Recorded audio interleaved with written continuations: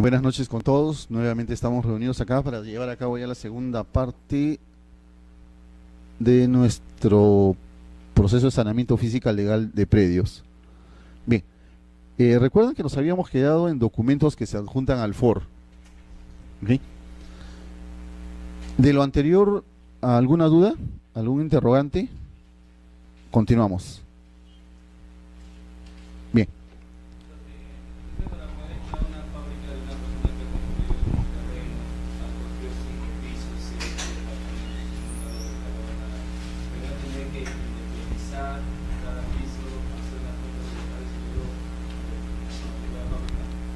La pregunta es si existe una fábrica que no se declaró y en cada fábrica hay niveles o pisos que supuestamente son independientes. ¿Cuál sería la forma para poder yo inscribir mi transferencia? Bien.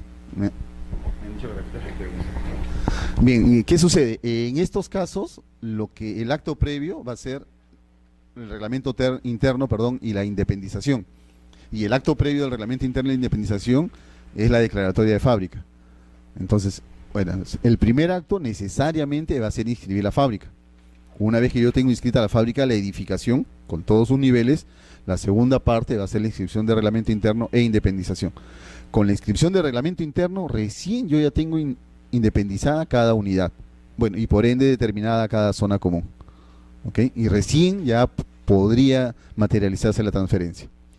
Ok, bien. Es una nueva. ¿No les han entregado?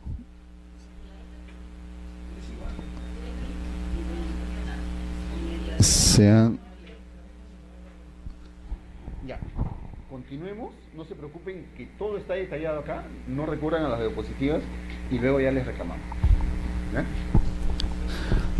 Pero por una parte mejor, para que presten atención a la pantalla nada más, y ya no al papel.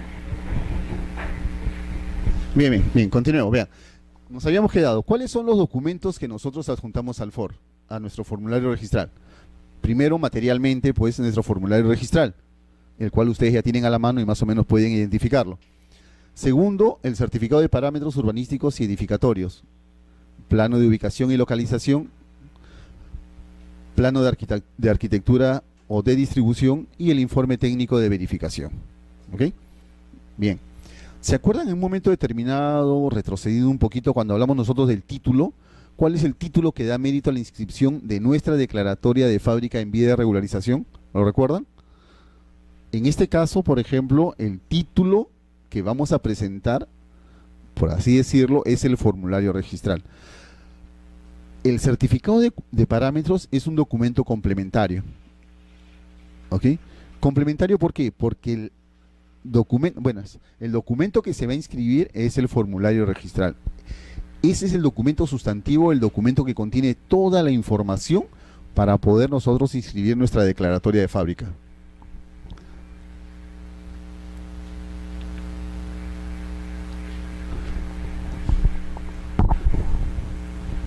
Dice, el formulario registral. El FOR es aprobado por la SUNAR y constituye título registral cuando está debidamente llenado, firmado y acompañado de la documentación que sustente el derecho, acto o contrato que se desea registrar.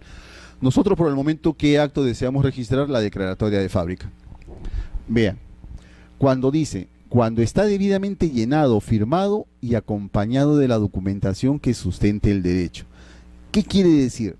Cuando nosotros nos equivocamos normalmente en un documento, antiguamente usábamos nuestro borrador. Posteriormente, con el avance de la ciencia y la tecnología, salieron los correctores. Eso, nosotros, si lo utilizamos en estos documentos, lo estamos alterando. ¿Ok? Y este tipo de documentos, por el mismo hecho de ser documentos privados, no permite que sea alterado, modificado, salvo que el verificador, mediante un anexo, conjuntamente con el propietario, mediante un anexo, ratifique aquello que esté enmendado. Mientras tanto, nos quedamos con la idea de que este formulario registral no puede ser alterado de ninguna manera. Tengan en cuenta que es un documento privado y la formalidad que se le da es únicamente la de certificación de firma. Cuando accede al registro, recién se va a convertir en documento público. Mientras tanto, no.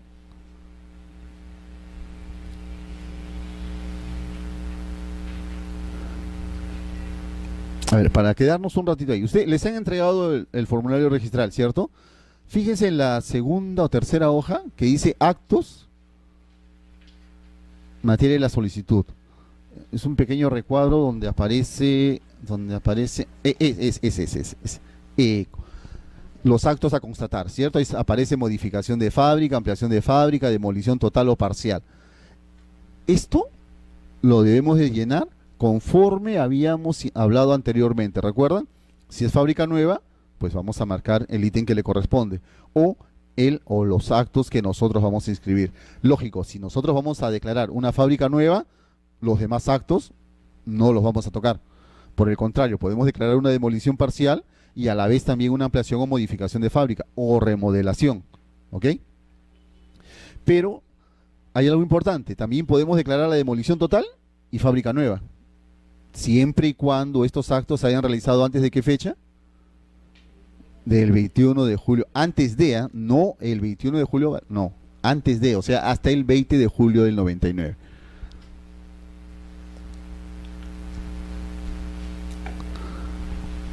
Ahora que ustedes tienen el FOR a la mano, más fácil nos resulta esto. ¿Cuál es el contenido del FOR?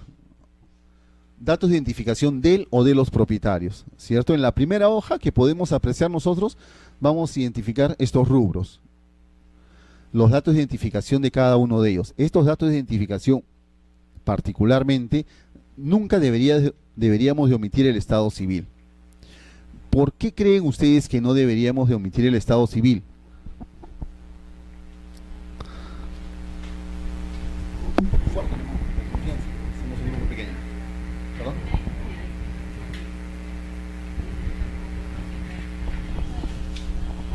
Bien, la pregunta era, ¿no? ¿Por qué nosotros no deberíamos de obviar nunca el estado civil? La respuesta es relativamente sencilla. Primero, si nuestro antecedente registral, supongamos que nos dice que el propietario es soltero y nosotros en nuestra declaración no mentimos y decimos que somos casados, ¿qué es lo que nos va a exigir la norma? Que intervenga el cónyuge.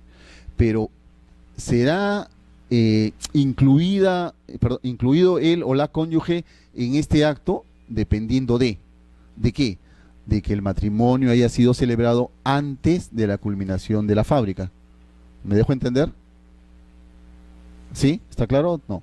Ya, perfecto. Continuamos entonces.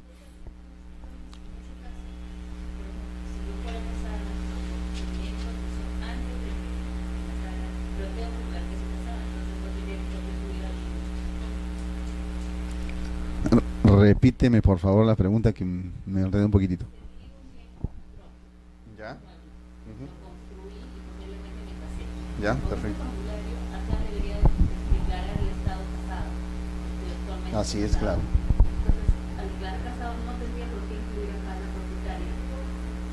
Al cónyuge.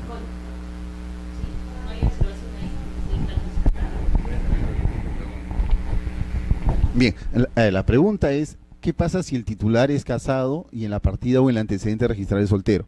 Veamos. Vean. En principio, si yo soy casado y el matrimonio es después de la fecha de culminación de la fábrica, no voy a tener ningún problema. Para eso, ¿qué necesito? Presentar mi partida de matrimonio para poder corroborar que la afirmación que estoy realizando es la correcta. ¿Ok? Por el contrario, ¿qué sucede? Supongamos que estoy declarando la culminación de la fábrica en el año 95 y soy casado en el año 90. ¿Ok? Si soy casado en el año 90, necesariamente va a participar el cónyuge.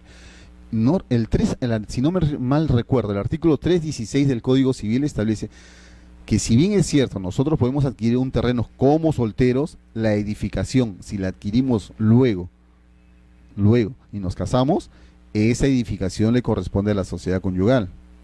¿Ok? Entonces, en ese supuesto también nos ponemos en la declaratoria de fábricas y en el FOR. La próxima semana, el día lunes, ya he preparado una serie de casos un poco más detallados ya con presentaciones específicas de cada caso en particular para que nosotros podamos ver la casuística que se desarrolla por cada uno de estos puntos. Aunque ustedes no lo crean, cada uno de estos actos conlleva una serie de casuísticas o de observaciones en el ámbito registral. Bien, el antecedente registral. En la segunda hoja que ustedes tienen a la mano, vamos a consignar el antecedente registral, o sea, la partida a la cual está orientada nuestra solicitud o nuestra rogatoria.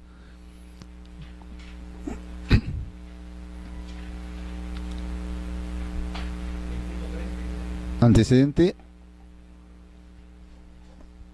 en la segunda hoja, en la parte,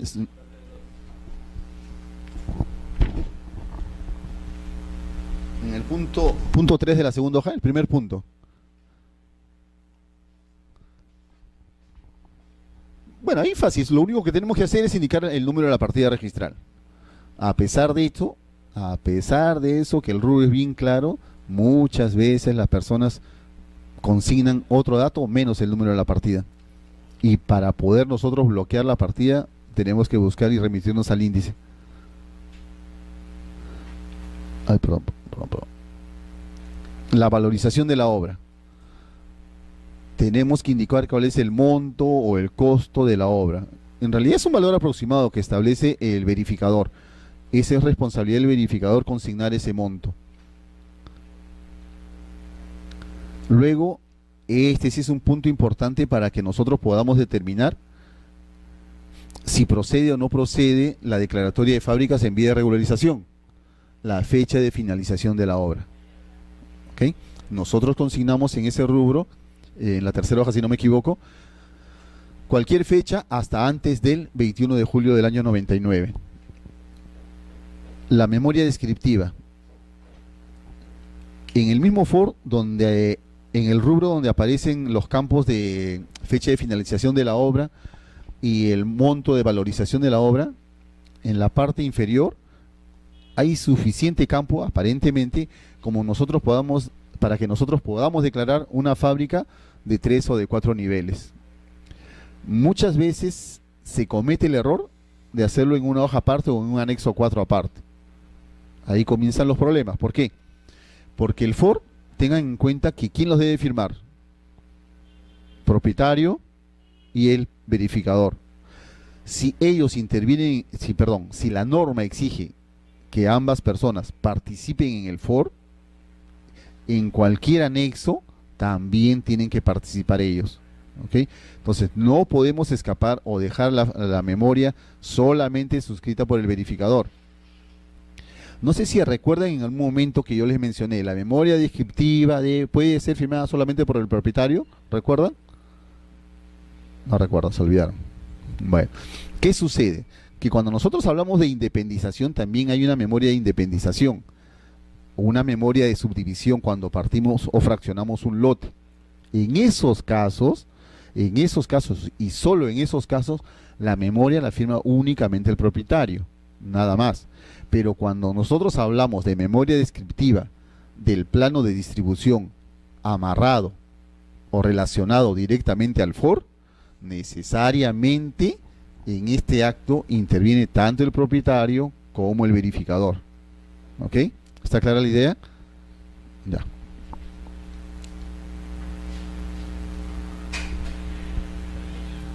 Otro rubro también que contiene este FOR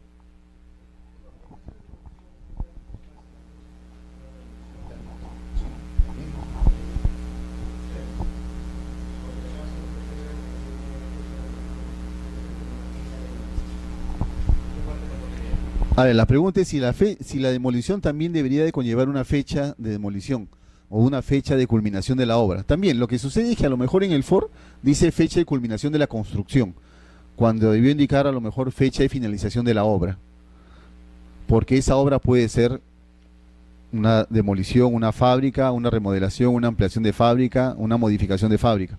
Ok, esa fecha es la que vale para cualquier acto que ustedes consignen.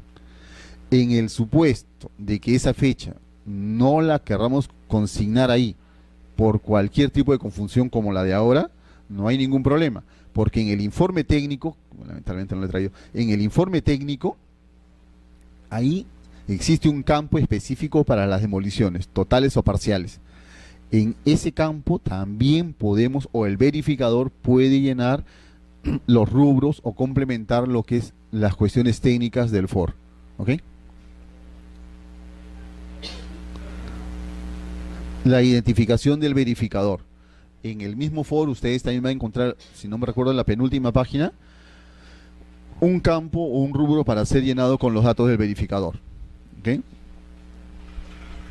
Bueno. Y por último, las firmas tanto de los propietarios como del verificador. Recuerden que el verificador tiene que firmar tal como ha registrado su firma en el índice de verificadores.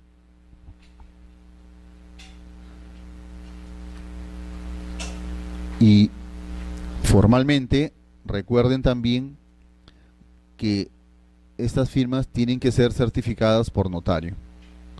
¿Qué creen ustedes que pase si los propietarios y el verificador se olvidaron de formalizar el documento, no lo llevaron a notaría y no certificaron sus firmas ante notario? ¿Qué creen ustedes que puede ocurrir?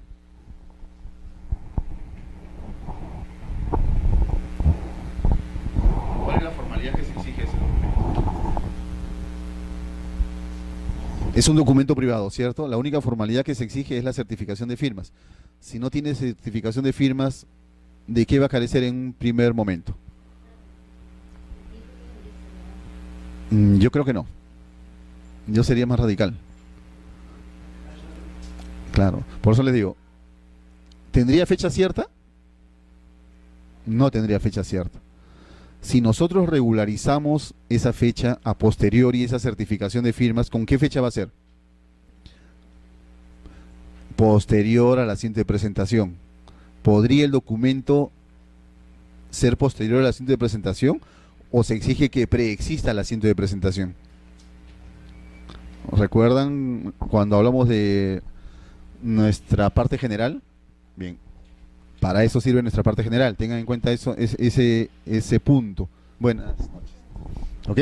Entonces, si nosotros olvidamos, omitimos o no certificamos la firma ante notario, ya sabemos cuál va a ser la consecuencia lógica.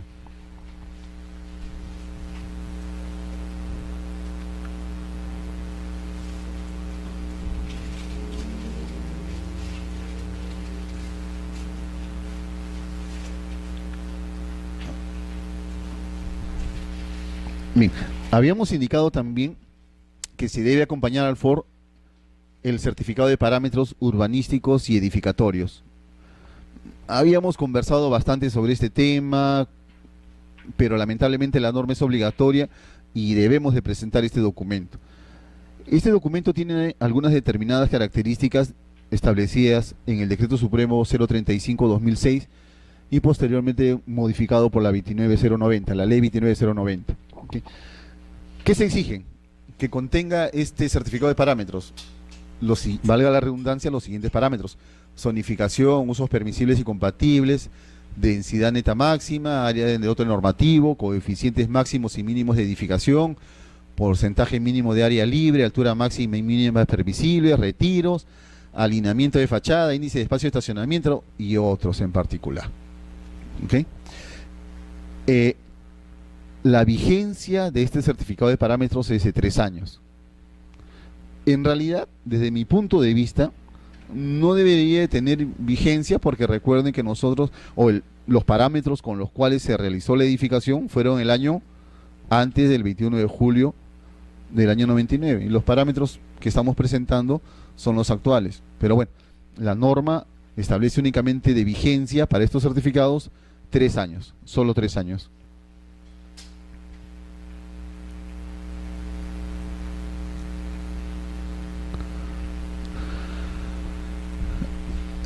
¿Qué sucede si la municipalidad nos niega o no, perdón, no nos niega, sino no nos entrega dentro del plazo previsto el certificado de parámetros?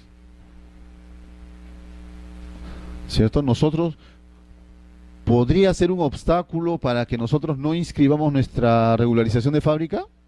No, no, ¿cierto? Porque la norma nos permite que nosotros presentamos el cargo de la solicitud adjuntando el recibo del pago por dicho derecho. ¿Okay?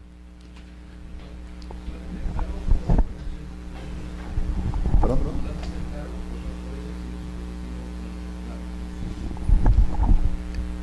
A ver, la pregunta es si solamente basta con el lapso de tiempo que transcurre para que el verificador proceda a declarar la fábrica y los parámetros, o es necesaria la aplicación del silencio positivo administrativo? Vean, la respuesta es simple. En el caso del certificado de parámetros, ningún TUPA, hasta donde yo sé de la municipalidad, establece el silencio positivo administrativo para eso. Y como la norma específicamente establece que son 5 días para que lo emita, o caso contrario, el verificador pueda él establecer cuáles son los parámetros que rigen, no hay ningún inconveniente, y creo que la norma no obliga a que el usuario o el propietario recurra necesariamente al silencio positivo administrativo. No, basta únicamente con el transcurso del tiempo, no para que la municipalidad diga que no, cuál es el motivo por el cual no lo puede entregar, no, sino para que el verificador pueda presentar los documentos a registros públicos, ¿ok?, con la declaración de los parámetros que le corresponden al predio, ¿ok? Entonces, desde ese punto de vista, ¿será necesario que la municipalidad lo declare? Yo creo que no. O al menos hasta el momento, ninguno de esos casos se ha presentado.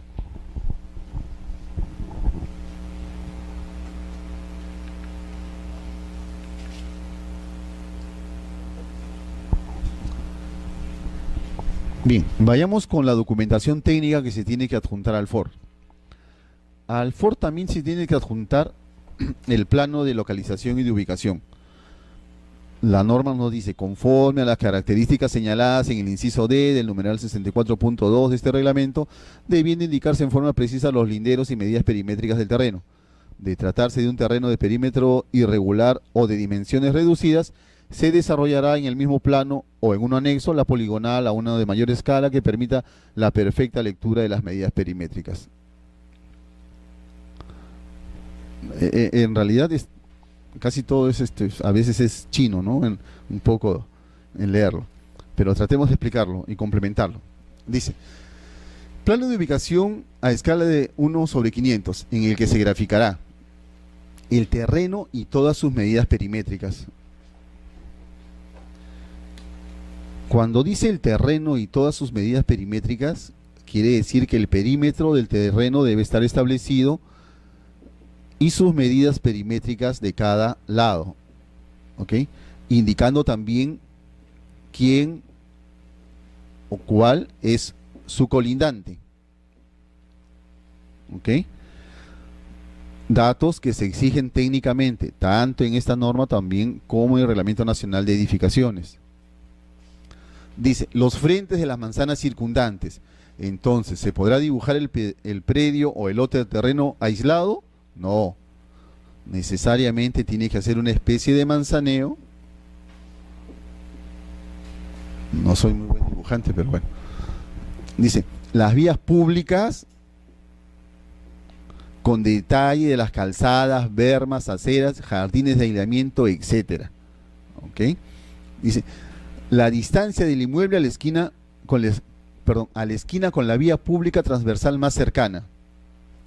Supongamos que este es nuestro predio y aquí está otra avenida. La otra supongamos que está más lejana, pues la distancia que debe de señalar el verificador es esta. ¿Cuántos metros lineales existen entre el predio con la esquina más próxima?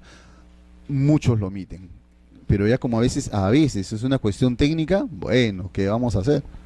Pero existe obligación de que todos estos requisitos queden materializados en el plano. Algo así. Tengo mi lote de terreno, ¿ok?, y tengo que ubicar relativamente el manzaneo, establecer, como hemos graficado en la pizarra, cuáles son las medidas, quiénes son los colindantes. Incluso la norma también, si no me equivoco, establece el uso de esos colindantes, el uso de los inmuebles colindantes, los retiros debidamente acotados, así como el norte magnético.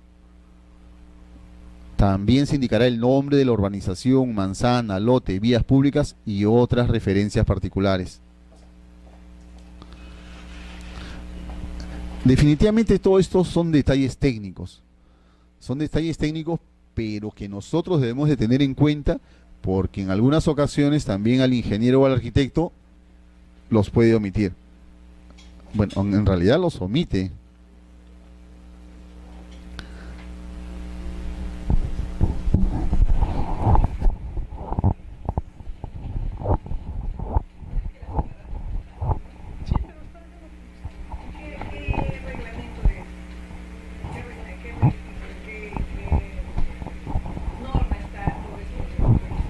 La ley 27157 y el decreto supremo 035/2006. Las normas de regularización que estamos tratando son las mismas y van a ser las mismas hasta la próxima semana. La ley 27157 y el decreto supremo 035/2006-vivienda. ¿Ya? E incluso en la pequeña separata que les han dado, ahí están casi todas las normas. Casi todo. Está bien. Todo el detalle.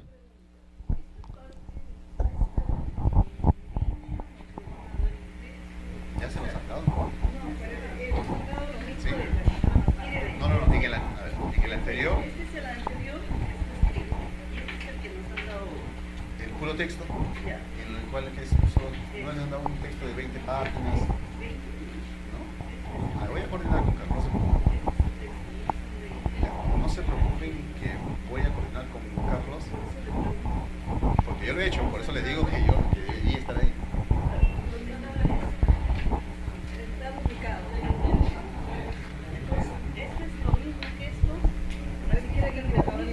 No, eso no voy. Ya, vean, no se preocupen de esta parte, porque esta parte en realidad, como yo le dije a Carlos, es un apéndice de lo que ustedes tenían. La solicitud de la señorita, esto lo he relacionado en más diapositiva para que sea entendible. Pero en realidad todo está ahí. No sé, pero también igual, no se preocupen tampoco de este detalle. Ahora terminando, le digo a Carlos que le pase su correo, que se suscribe físicamente. ¿Ya? No se preocupen por ese detalle. Ahora, pero igual en la norma, en la que dice, especifican el detalle de lo que uno tiene que poner en el formulario. Así es, así es. Bien, vean, para no quedarnos en el aire, establezcamos algo importante. Todo el procedimiento que nosotros estamos estudiando es en vía de regularización, o todos los actos que nosotros podemos regularizar con relación a nuestros predios con la ley 27157 y el decreto supremo 035/2006 vivienda. ¿Ok? Para que ustedes no se sientan que están sin base, yo en realidad lo que hice en el texto fue sacar todo lo que era artículos, porque a veces uno cuando ve artículo, es pesado. ¿Qué hice? Saqué todo eso, me tomé la molestia de sacarlo y pasarlo todo como si fuese un texto, para que sea más manejable.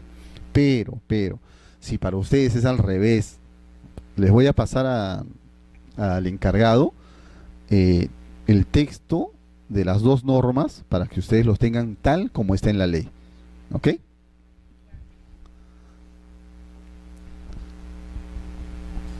Bien, continuemos. Dice, el área techada, uno de los requisitos también que debemos de consignar es el área techada. Del primero, segundo, tercero, cuarto nivel, de todos los niveles que tenga. ¿Ok? Este es un gráfico, yo no soy ni ingeniero ni arquitecto, ni sé dibujar, más o menos traté de ser algo didáctico. El área techada en el primer piso se graficará con un achurado de 45 grados. ¿Ok? Dice, en relación con algunas de las líneas principales del perímetro. Supongamos que este es el perímetro, este achurado sería el área techada del primer piso. ¿Ok? Luego dice, el área techada del segundo piso con un achurado adicional perpendicular al anterior. Bueno, entonces sería este. Y las áreas techadas de los demás pisos superiores con otro achurado adicional a 45 grados con relación con las anteriores. Al final, si ustedes tienen un edificio de 10 pisos, van a tener acá ni siquiera un crucigrama, un enredo. La norma lo establece así, los ingenieros, me imagino, o arquitectos saben el porqué de ello.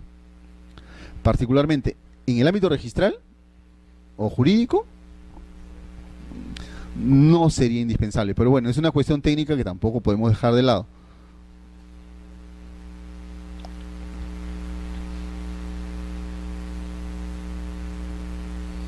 Luego dice el esquema de localización, referido a vías principales o lugares públicos notables en el que se graficarán las zonificaciones vigentes, correspondientes a la manzana donde se ubica el inmueble, así como las manzanas circundantes.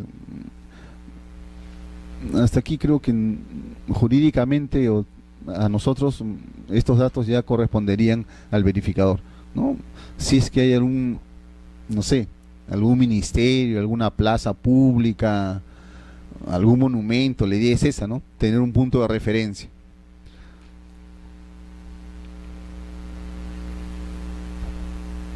Esto sí es importante.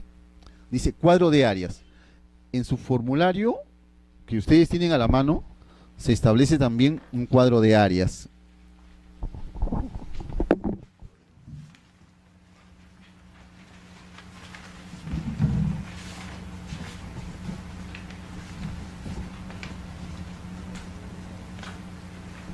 El punto 4 dice constatación de fábrica. Bien, veamos la parte teórica de la norma. Dice, cuadro de áreas, techada por pisos y techada total. Área libre referida al primer piso y área total del terreno. De tratarse de una ampliación o remodelación, el cuadro de áreas deberá contener 3 columnas. La primera con las áreas de la edificación existente, la segunda con las de la ampliación y la tercera con las de totales, a las que se estarán referidos los porcentajes mínimos de área libre y el coeficiente de edificación. Si el proyecto incluyera modificaciones parciales, se agregará una cuarta columna con las áreas techadas, con las áreas respectivas. Más fácil, así lo entendemos. Nosotros, ese cuadrito, ¿qué vamos a hacer? Establecer cuáles son los niveles que nosotros hemos edificado, ¿cierto? Luego, establecer que el área ocupada. ¿Cuál es el área ocupada? El área total del terreno, ¿ok? En el primer piso, ¿cuál es el área techada? Y los totales. Segundo piso, igual, área techada, tercer piso y así sucesivamente, ¿ok? Recomendamos cuando se llene el formulario, llenar únicamente el área ocupada del primer piso. ¿Por qué? Porque el área ocupada de los niveles superiores va a ser la misma.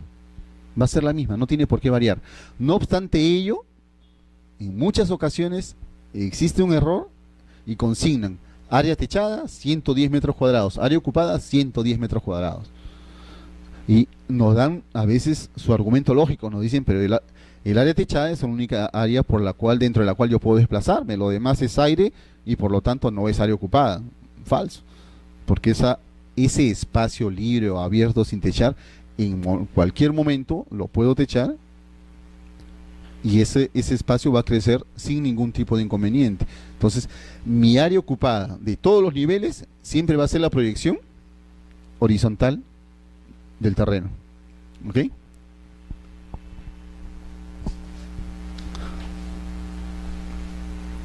Bien.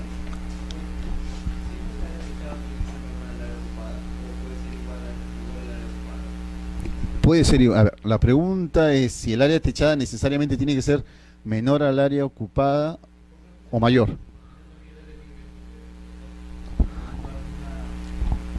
Bien, veamos. En principio, el área techada nunca debía ser mayor al área ocupada. Nunca. ¿Ok? Hay excepciones que enseguida vamos a ver. Gracias por la pregunta, va a ser interesante. Bien, el área techada en principio, como repetimos, nunca debería ser mayor al área ocupada. ¿Por qué? Porque mi derecho de propiedad está únicamente dentro de el perímetro del predio y nada más. Si yo quiero edificar sobre vía pública, no puedo. Está prohibido por la ley de municipalidades, por la Constitución, etcétera. Vías públicas, no. Pero ¿qué sucede? No sé si ustedes han caminado, incluso por acá por la avenida Arequipa, y han visto un detalle muy importante.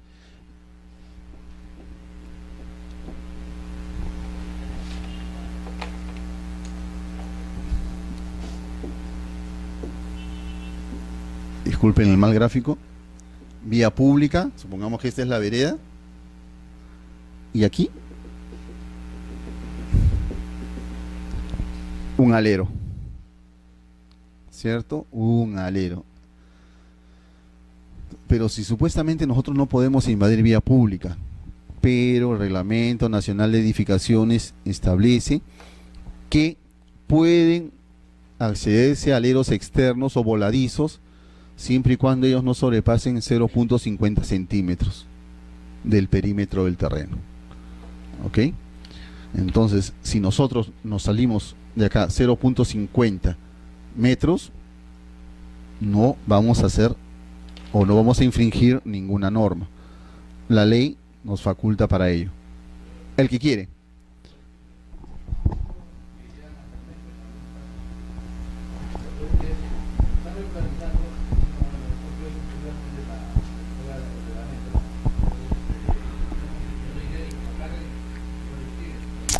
A ver, la pregunta es, ¿qué pasa con los aleros superiores? Vean, hay otras normas técnicas que te permiten, dependiendo de la altura, el alero puede ser mayor, ¿ok? Dependiendo de la altura del nivel del piso. Pero, ¿qué sucede? También hay casos en los cuales, no obstante que no cumplen con el nivel de altura suficiente, se pasan el 0.50.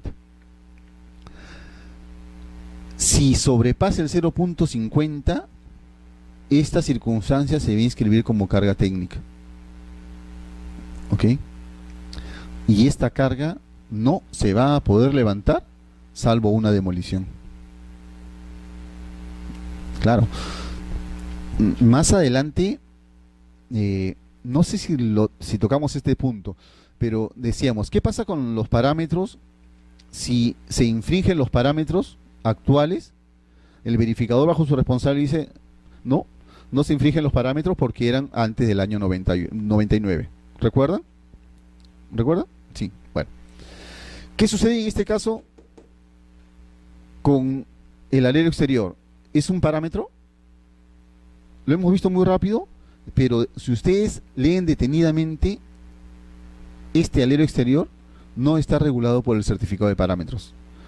¿Podría entonces inscribirse como carga referida a parámetros? No. Es una carga es una infracción al Reglamento Nacional de Edificaciones. Este Reglamento Nacional de Edificaciones es del año 2006.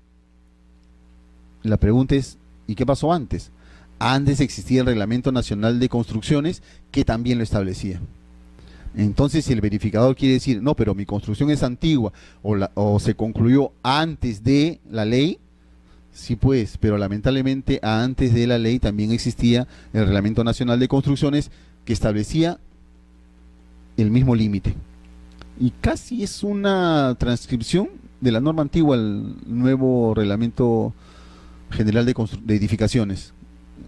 Entonces, antes del 2006 y después del 2006, siempre existía esta regulación.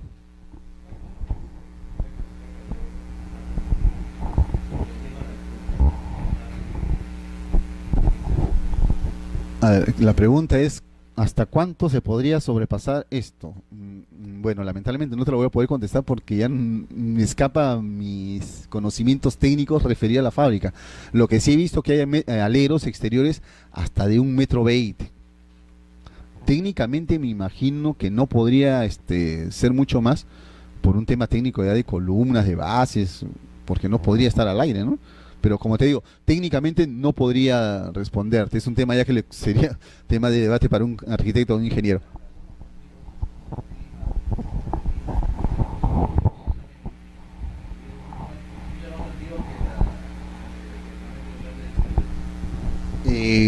Efectivamente, esas casonas son bastante antiguas, pero ninguna creo que pasa del 1,5 m. Ah, sí, pasa el 0.50.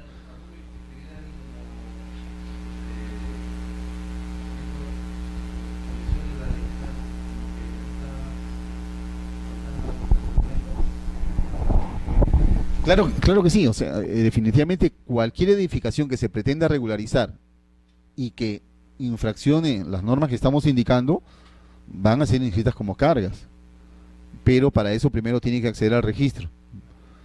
Así es, porque tengan en cuenta algo importante.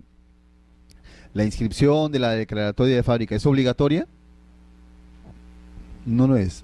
Como comentamos inicialmente en la sesión anterior, nuestro derecho registral es meramente declarativo, no es constitutivo salvo algunos actos.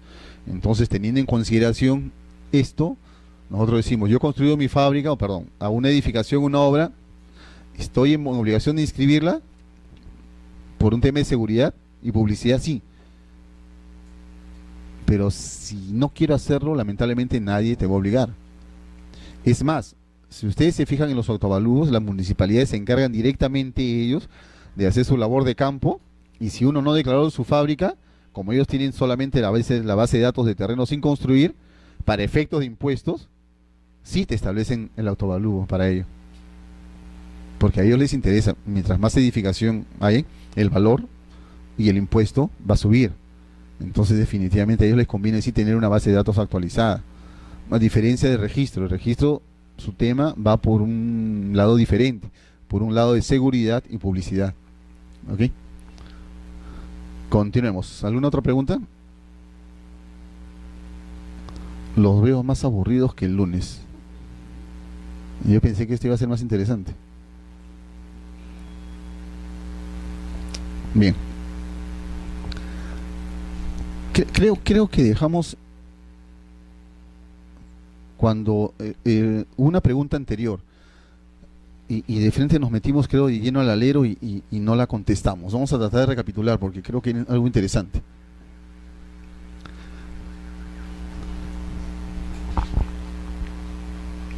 Bien, en este cuadrito creo que no hay áreas. No.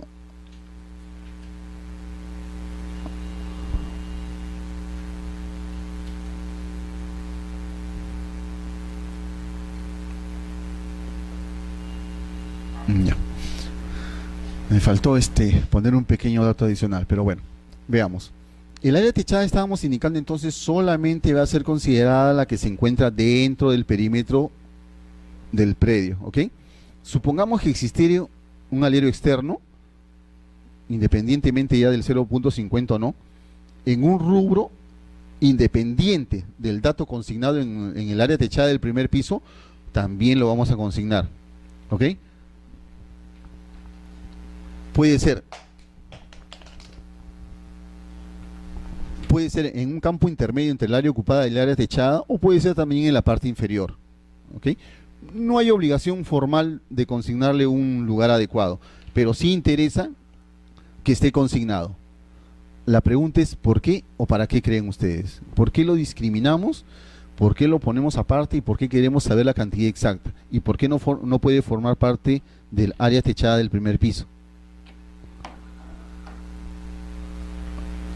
Ya, en principio, no puede ser área techada del primer piso, porque nosotros no nos podemos exceder del perímetro del área ocupada o del área del terreno, ¿cierto? Bien. Segundo, ¿qué sucede con el área ocupada del segundo piso? Si yo tengo mi predio que mide, 100 metros cuadrados, ¿ok? En el terreno. Me voy al segundo piso, debería de medir el área ocupada igual, ¿cierto? Pero resulta que yo tengo un alero exterior, supongamos de 2 metros cuadrados. ¿Qué pasa con mi área ocupada del segundo piso?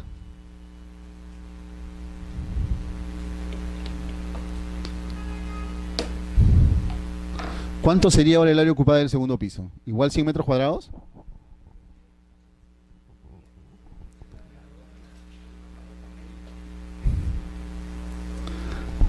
¿Qué opinan? Cuando surge la figura del alero, va a variar conceptualmente lo que hemos indicado. ¿Por qué? Porque en este segundo piso, en este segundo nivel, el perímetro del terreno varía y el área ocupada también varía y va a incrementarse en la medida que se incremente el alero. Entonces ya no va a ser solamente 100 metros cuadrados, sino 100 más el área del alero. ¿Me interesa entonces saber cuál es el área del alero? Sí, porque con ello se va a incrementar mi área ocupada del segundo piso, del segundo nivel y de los niveles superiores si existiese. Entonces, las personas, si ustedes ven en la calle que construyen y hacen un alerito, no es necesariamente pues como balcón, sino también es para aumentar su área ocupada en el segundo nivel. Por eso, por donde ustedes vayan, en muchas ocasiones no solamente van a ver balcones, sino edificaciones y ya casi todo cerrado, porque están ganando área, están ganando área.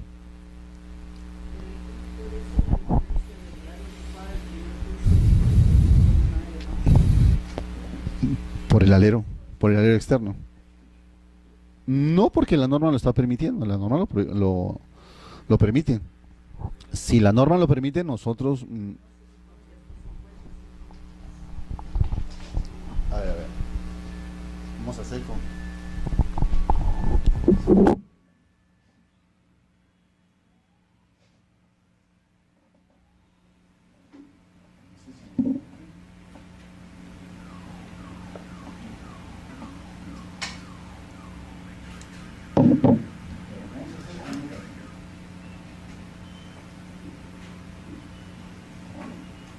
Supongamos que acá mide 10 y 10, ¿ok? Y dice, el alero es permisible solamente 0.5. 0.5 aquí, ¿verdad? No sé, matemático, pero sería 10 por 0.5, ¿cuánto sería? 5 metros, ¿cierto? 5 metros cuadrados sería esta área. ¿Ok? Entonces, aquí, pongamos al final, establezco un rubro. Alero externo, no voy a poner la medida lineal, sino el área, ¿cierto? ¿El área de cuánto es? Este 0.50 es la medida lineal, ¿okay? Lo que yo me puedo sobrepasar linealmente, pero el área va a ser la resultante, pues, el ancho y el largo también. Entre el largo y el ancho, ¿ok? Entonces sería 10 por 0.5 y el área o la superficie de ese alero externo sería de 5 metros cuadrados. En el ejemplo, ¿cuánto sería mi área ocupada en el segundo piso? ¿140 metros cuadrados? No. Sería 145 metros cuadrados, ¿cierto? Entonces, cuando construimos o realizamos una obra, sabemos que podemos hacer un alero exterior y ya estamos ganando esos 5 metros. Pregunta.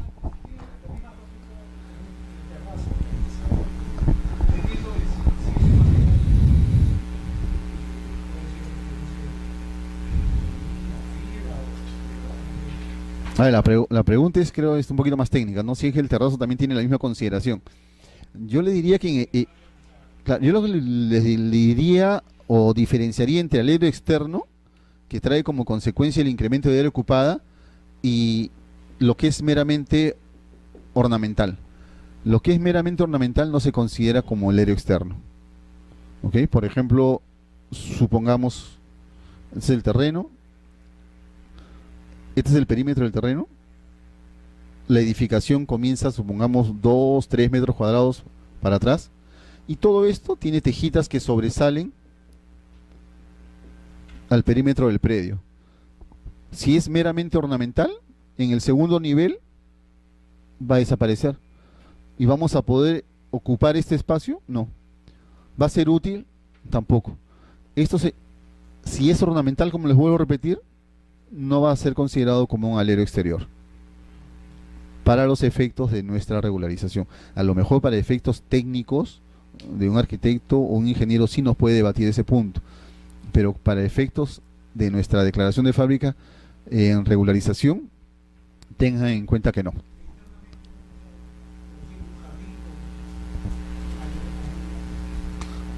Interesante la pregunta. A ver, la pregunta es si los aleros internos también se deberían de computar.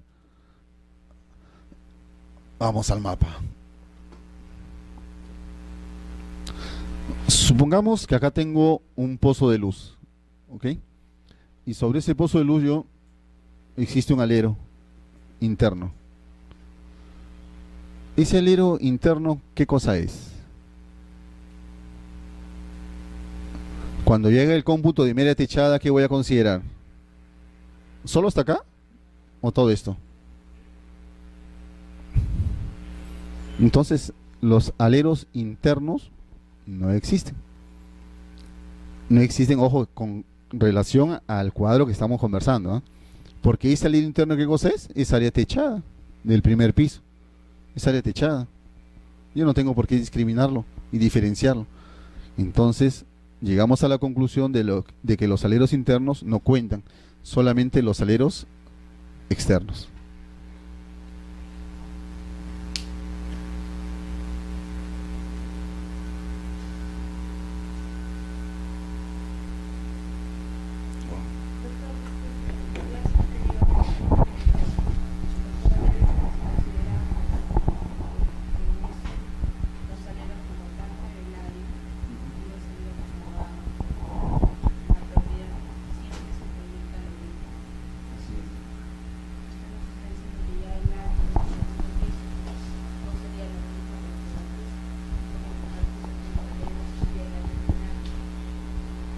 A ver, la pregunta es, ¿por qué incrementa el área ocupada en el segundo nivel? Bien, en realidad no sé, sería el tema que usted me indica, ¿no? Que el anterior expositor le dijo lo contrario o cosa diferente. Lo que yo sí les puedo indicar es que la norma establece que yo puedo, en principio, construir solamente dentro de mi edificación, ¿ok? Pero también el Reglamento Nacional de Edificaciones me permite tener voladizos o aleros externos. Y también me establece un límite de 0.50, ¿ok? Y también me permite esto, que el área ocupada del segundo nivel se incremente con relación a ese alero exterior, ¿ok?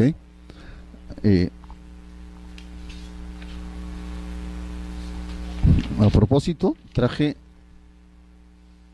la norma, creo, a ver.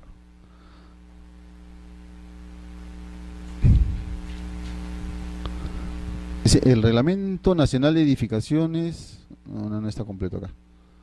No, pensé que lo había traído. La próxima me comprometo a traerles específicamente. El Reglamento Nacional de Edificaciones bastante amplio. Pero en todo caso, por el momento, lo que sí les puedo asegurar es que este tipo de aleros sí está permitido. ¿Ok? ¿Existe base legal? Existe base legal en el Reglamento Nacional de Edificaciones. Los aleros internos no lo consideramos porque son parte del área techada y están dentro del perímetro. Entonces, no sé cuál es el enfoque del anterior expositor, a lo mejor se malinterpretó. Entonces,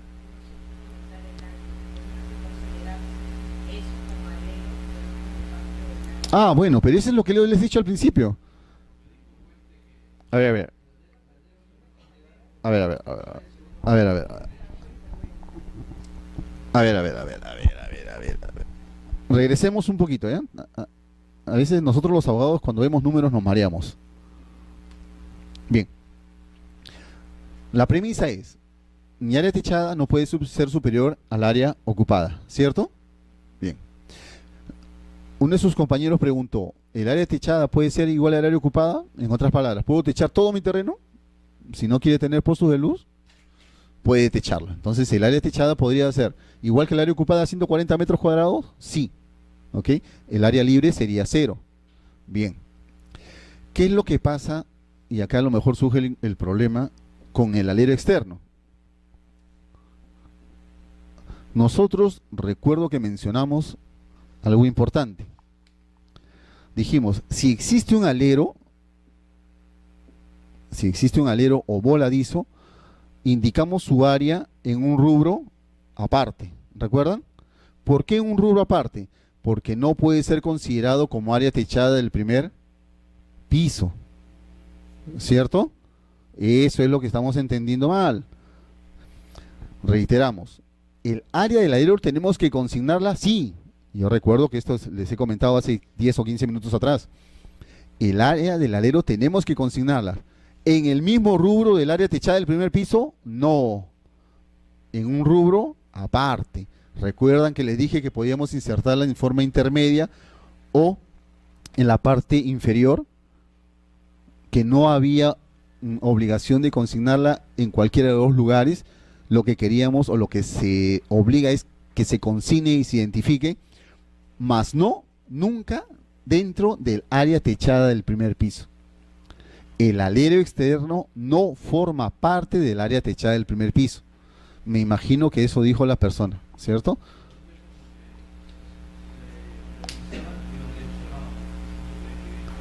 Claro, claro que sí. Por eso, a ver, vamos con otro ejemplo porque parece que hay un par de dudas. No me estoy dejando entender, creo. A ver, en este mismo caso, el área ocupada 140 metros cuadrados y el área techada 120. Supongamos que existe un alero de 9 metros cuadrados. ¿Ok? Supongamos que en la información, en vez de poner área techada 120 metros cuadrados, consigno 129 metros cuadrados.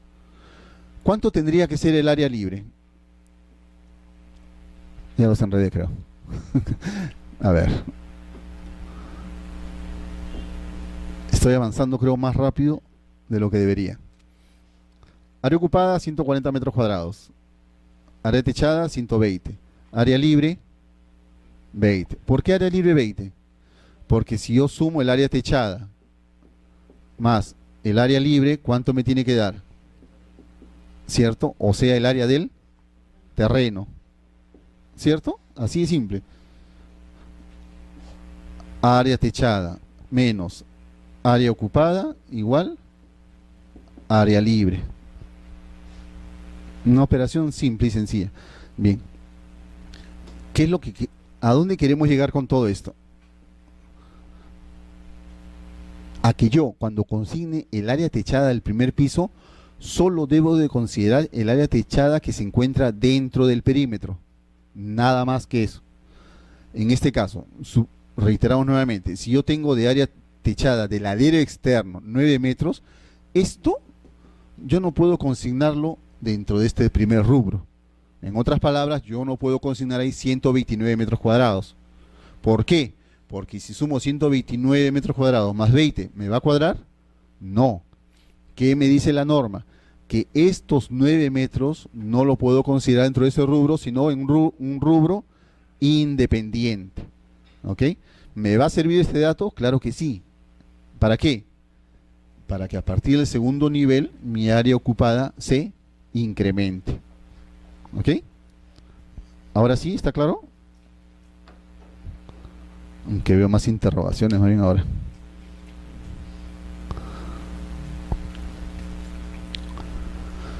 Bien, imagínense cuando vemos reglamentos internos. O sea, en reglamentos internos ustedes tienen que sumar todos los niveles. Cuando ustedes, antes de presentar su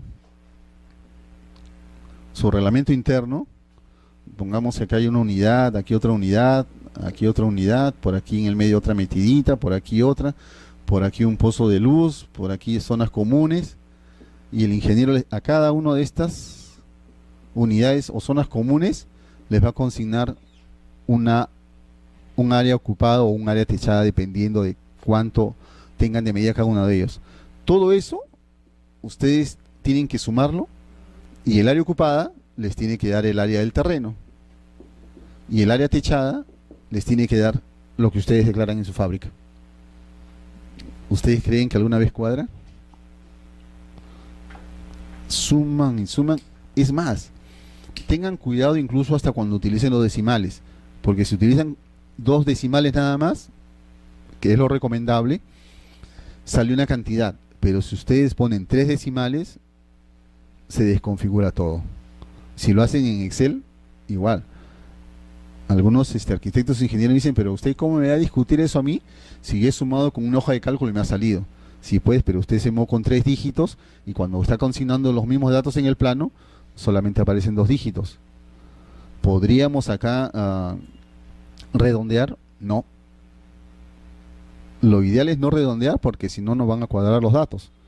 La suma es 1 más 1 es 2. No 2.5, ni 2.2, ni 2.3. ¿Ok? Continuemos. ¿Alguna pregunta? ¿Está claro? No quisiera que que avancemos y alguien se queda con dudas. Somos un grupo pequeño, así que creo que podemos preguntar sin ninguna restricción. Sí, sí, sí, sí, no se preocupen. Eso va a estar en el correo.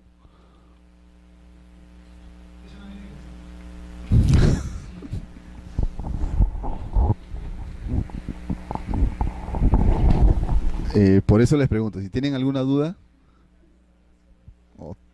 pues el signo de interrogación cada vez es más grande.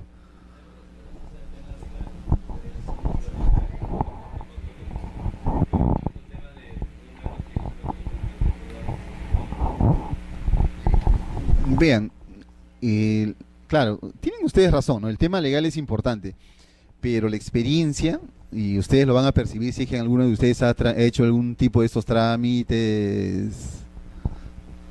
Las voy a separar las dos, ¿no? Para ser como los profesores de la secundaria. Vean, tienen ustedes toda la razón, el tema jurídico es importante, pero esto es jurídico, porque esto está en la ley y está en el decreto supremo. Es más, tengan en cuenta que muchas veces, o en varias ocasiones, la persona que va a hablar con el registrador, a veces es el abogado o a veces es el mismo propietario. A veces. Más que a veces, diría yo. Entonces, para un abogado que sabe estos temas, ¿qué cosa es? Es un plus adicional. ¿Por qué? Porque los demás no lo saben, pues. Entonces, sería recomendable, no solamente la cuestión jurídica, porque lo jurídico lo leemos y lo entendemos. ¿Y ustedes creen que con esto no están ganando algo adicional? Algo que a lo mejor hasta el mismo arquitecto o ingeniero civil le pueden discutir, y con normas, no solamente con fundamentos verbales o lógicos, sino amparados en un fundamento legal. ¿Okay? Por eso le digo, o sea, y de estos temas y sobre estos temas, que vamos allá el día lunes, la casuística, hay un sinnúmero de observaciones. Hay un sinnúmero de observaciones. O sea, me he detenido en esto porque no es, valga a lo mejor un poco brusco, no es por gusto estos temas. ¿Ok? Por eso les digo, si no lo entienden, no hay problema, nos demoramos 5 minutos más. Ya si no, no son 5 minutos, serán 10.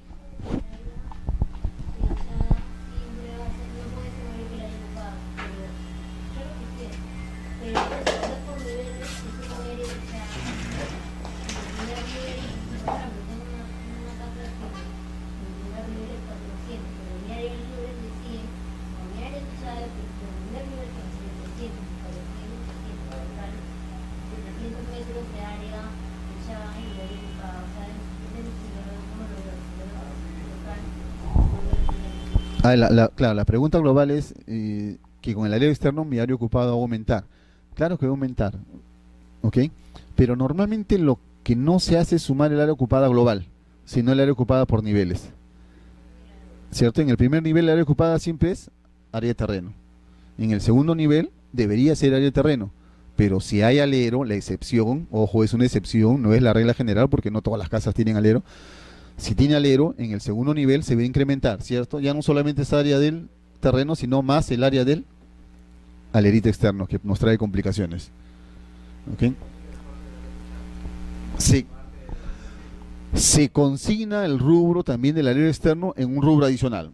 Pongamos área del terreno, área libre, otro rubro, área, alero externo, 9 metros cuadrados. Y en el segundo piso crece. Pero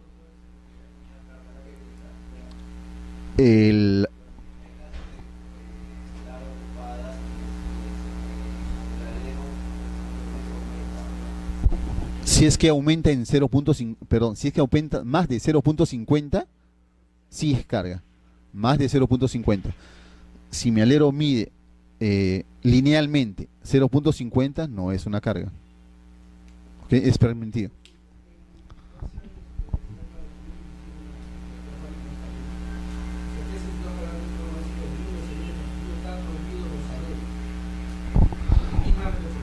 Ya.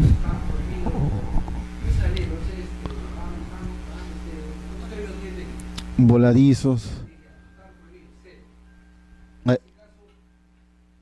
La pregunta es si en algunos certificados de parámetros prohíben los aleros. ¿Por qué se realizan? Yo le diría, ¿se acuerdan la sesión anterior? ¿Se acuerdan?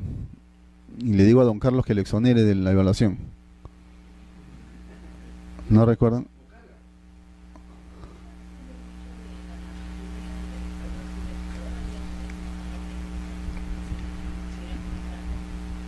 Claro, así es. Bien, la respuesta a la pregunta es la siguiente. El certificado de parámetros que nosotros debemos de adjuntar, ¿cuál es? ¿El de la época en que se realizó la edificación o el actual? El actual, ¿cierto? ¿Por qué el actual? Porque antes del 21 de julio del 99 no existían los certificados de parámetros como tal. ¿Ok? Entonces, si yo realicé esa edificación y hice ese voladizo a esa fecha, ¿qué es lo que sucede con ese parámetro actual? ¿Podría limitarme a algo que ya hice? Ya no, ya no, ya no, ¿cierto? Ni como carga. Salvo que, por eso le digo, salvo que exceda el 0.50 metros lineales. ¿Por qué? Porque ahí lo establece ¿quién? ¿Recuerdan? Reglamento Nacional de Construcciones en su momento y el actual Reglamento Nacional de Edificaciones. A ver, tratemos de seguir avanzando. Bien, ¿qué va en el plano? También va el plano, perdón, el cuadro comparativo. ¿Qué es lo que se hace en el cuadro comparativo? ¿Se acuerdan los datos o los parámetros que se establecen en el certificado? Pues bien, eso va en el cuadro comparativo. Pero ya, valga la redundancia, haciendo una comparación entre los que establecen los parámetros y lo que el proyecto es. Por ejemplo, los certificados me dicen que esa área puede ser utilizada para uso multifamiliar. ¿Ok? No hay problema, mi proyecto es multifamiliar, es comparativo. Te dice que el área del lote no debe ser menor a 160 metros cuadrados, pero mi predio tiene solamente 140. ¿El parámetro de cuándo es? Es actual. ¿Mi dato de cuándo es? Se hizo la habilitación urbana y me vendieron a mí ese lote con esa área. Ya está la habilitación urbana aprobada, entonces no tengo restricciones. El parámetro actual me dice porcentaje mínimo de área libre 30 metros cuadrados, pero resulta que mi edificación solamente tiene de área libre 20 metros cuadrados. Ojo, muchos verificadores que lo declaran como carga. Lo declaran como carga, a lo mejor como debería ser, ¿ok? Pero otros tantos también se amparan en la norma y dicen no lo voy a declarar como carga porque simple y llanamente a esa fecha no existían parámetros y yo no estoy en obligación de declarar.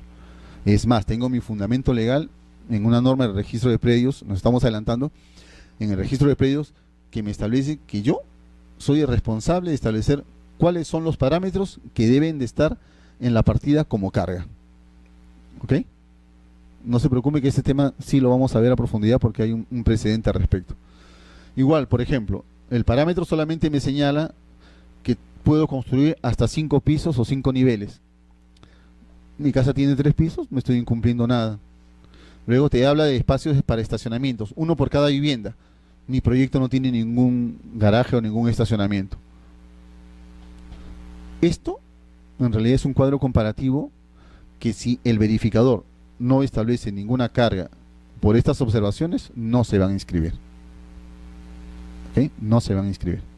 Acá sí está claro, ¿no? No creo que haya muchas complicaciones.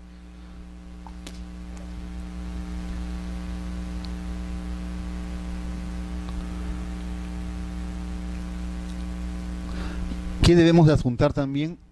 Nuestro plano de arquitectura o plano de distribución. Ya este es un gráfico, creo que casi todos lo conocen, ¿no? La distribución de ambientes. El plano de distribución contiene todo lo que es distribución de ambientes. Y tienen, acá no sale, ¿no? No se ve muy bien, pero cada ambiente debe estar con la nomenclatura o la denominación que le corresponda. Esto, aparejado con la memoria descriptiva que está dentro del FOR, también debe indicarse. ¿Ok? 2 salas, sala comedor, dormitorio, estar, no sé, balcón, baño, pozo de luz, qué sé yo. ¿Ok? Toda la distribución de los ambientes igual debería de aparecer en la memoria. Dice planos de planta de arquitectura o planos de distribución por pisos a la menor escala que permita su perfecta lectura, con los nombres de todos los ambientes exteriores e interiores, inclusive los secundarios, como closets, despensa, depósitos, piscinas, canchas, etcétera, concordados con la memoria descrita del FOR. ¿Ok? Hasta ahí creo que no hay ningún problema porque es la memoria. Todo lo gráfico lo vamos a trasladar a la parte literal.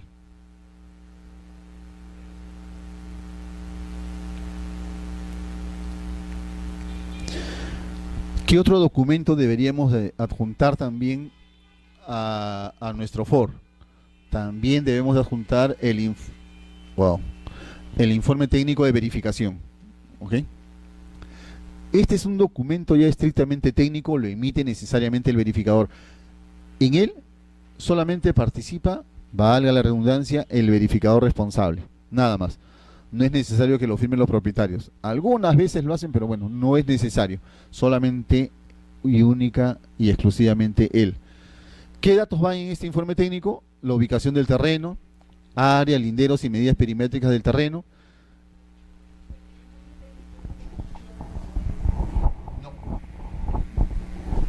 A ver, la diferencia entre memoria e informe técnico es la siguiente. En la memoria es la descripción del plano de distribución o arquitectura. ¿Qué va en la memoria descriptiva? Todos los ambientes del cual está conformada la edificación. ¿Ok? Solo ambientes, ¿eh? Memoria descriptiva de declaratoria de fábrica, solo ambientes. ¿Cuáles son esos ambientes o cuáles pueden ser? Jardín exterior, jardín interior, sala, comedor, baño, closet, cocina, dormitorios, biblioteca, etcétera, etcétera. ¿Cuál es el contenido del informe técnico? Como su mismo nombre lo dice, es eminentemente técnico y contiene la ubicación del terreno. ¿Eso va en la memoria descriptiva de la fábrica? No. El área, linderos y medidas perimétricas del terreno. ¿Eso va en la memoria de fábrica? Tampoco. El cumplimiento de parámetros urbanísticos y edificatorios aplicables al predio. Aquí lo que va a marcar o va a indicar el verificador es si las observaciones que contienen con relación a los parámetros van a ser materia de que se inscriban como carga o no. ¿Okay? Y por último, algo también que siempre omiten estos profesionales son las características arquitectónicas, estructurales y de instalaciones. Esto básicamente es pues, la estructura, ¿no? Material noble, el piso, de qué clase es. Son cuestiones, esas sí son cuestiones bastante técnicas que ahí sí nosotros los abogados no nos meteríamos.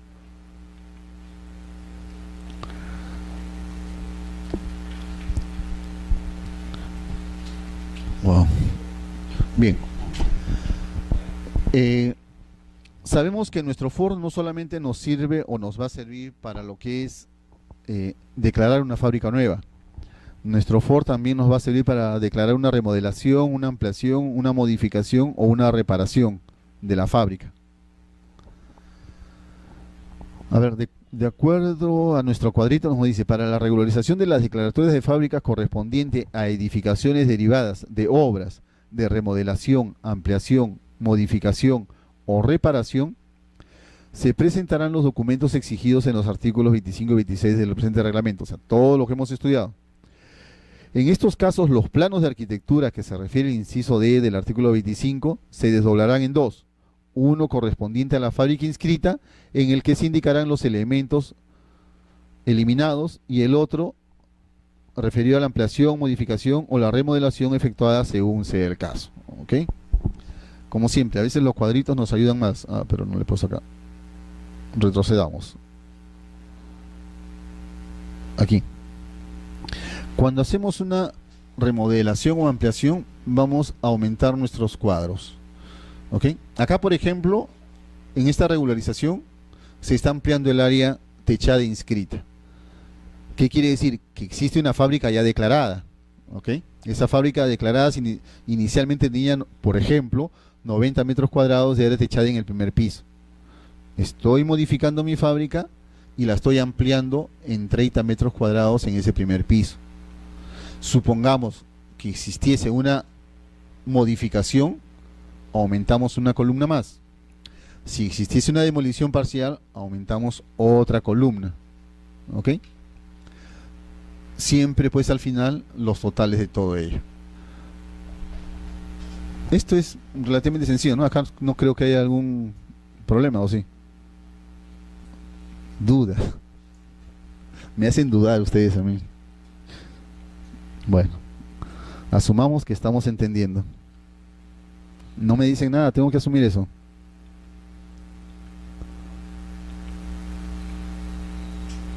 A ver. Acuérdense que hay evaluación. O sea, pregunten, pregunten. Yo no tengo ningún inconveniente en detenerme y repetir todo de nuevo.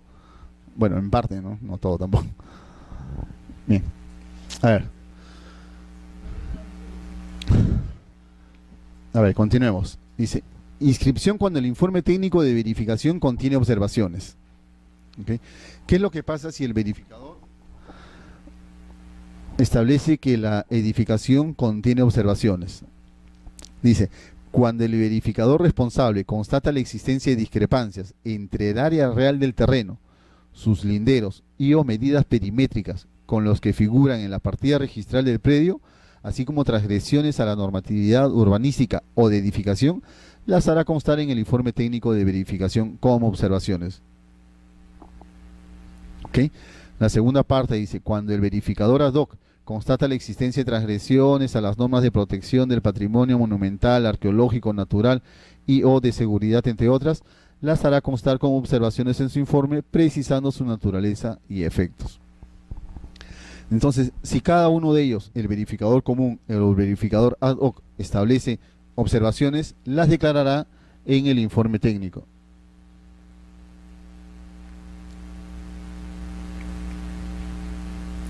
La pregunta es, ¿estas observaciones van a impedir que nosotros podamos inscribir nuestra declaratoria de fábrica? No, no. La fábrica se inscribe sin ningún problema con las cargas, ¿ok? Con las cargas que está realizando el verificador. A ver, supongamos que logré inscribir mi fábrica, mi ampliación de fábrica o la remodelación o la demolición parcial.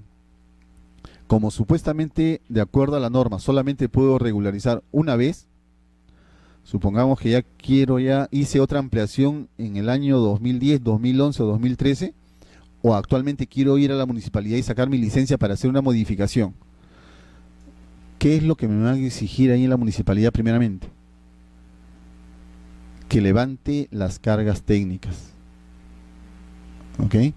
Si bien es cierto que las cargas técnicas no me impiden que se inscriba la fábrica, cuando yo quiera inscribir posteriormente cualquier otra obra, tengo necesariamente que levantar esas cargas técnicas, porque si no, ahí sí comienzan los problemas y no se va a poder inscribir esa nueva obra o esa obra que se ha realizado. ¿Ok? Ya me da miedo preguntar si está claro ya.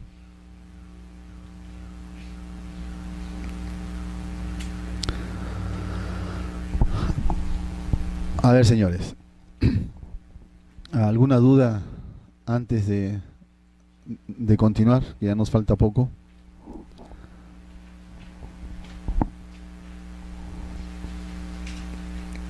Yo no sabía, pensé que solamente era un curso de actualización, pero me estaban informando que también es con evaluación.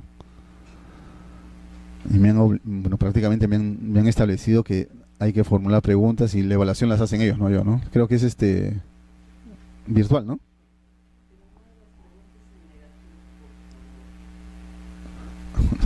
En mi época era más fácil las preguntas. En mi época cuando estaba en la universidad, incluso en el colegio, las preguntas eran mucho más fáciles. Ahora no sé por qué las hacen así. Creo que la católica por eso.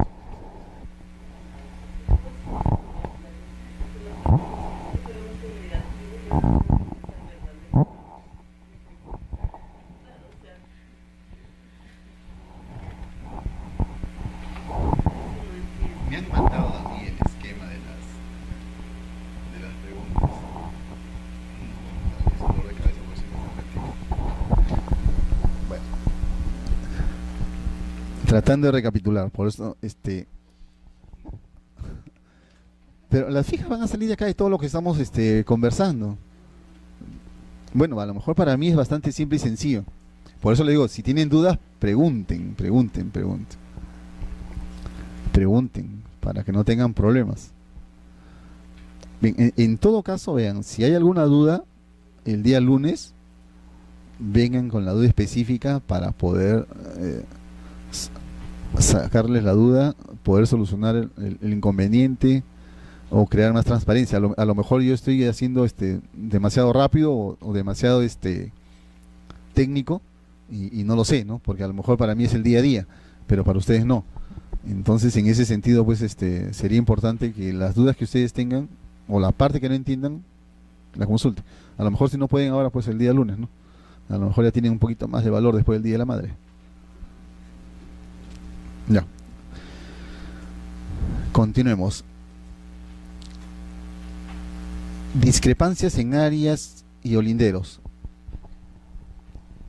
Dice, cuando la observación en el informe técnico se refiera a la existencia de discrepancia entre el área real del terreno, sus medidas perimétricas y olinderos con los que figuran en la partida registral del predio, el registrador inscribirá la declaratoria de fábrica siempre que el área real del terreno no sea mayor de la que figura en el registro.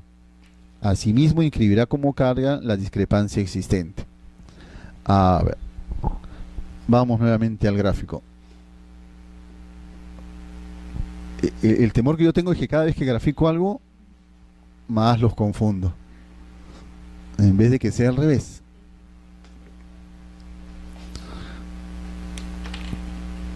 A ver. En la partida registral indican que mi terreno tiene 200 metros cuadrados. ¿Ok?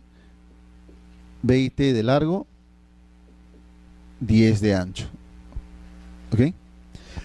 Pero resulta que el arquitecto o el ingeniero hace la verificación del predio para emitir su informe técnico y resulta que mi predio es algo más pequeño y solamente tiene, a ver, 10 y 19 metros. Y llega a la conclusión de que el terreno tiene solamente 190 metros cuadrados. ¿Ok? Aquí la norma para que nosotros podamos regularizar nuestras fábricas nos dice, ok, si existe una discrepancia entre las áreas y es menor, no hay ningún problema, vas a poder inscribir tu fábrica. ¿Ok? Pero esta diferencia la vas a inscribir como carga. ¿Ok? ¿Significa eso que a consecuencia de este informe técnico y de los planos que presenta el verificador voy a modificar el área en la partida registral? No. Las medidas y el área quedan tal como están en la partida registral. Lo que yo voy a poder hacer es lograr la inscripción de mi fábrica, de la edificación, con la carga de la disminución de esta área, nada más. ¿Ok? Igual sabemos, si yo luego quiero hacer alguna otra obra, no voy a poder hasta que yo no levante esta carga.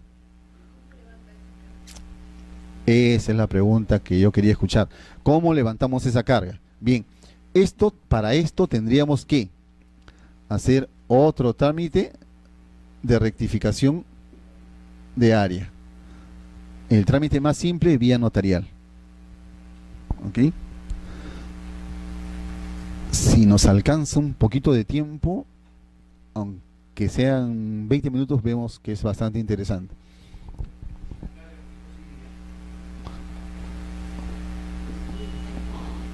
La discrepancia de áreas, nada más.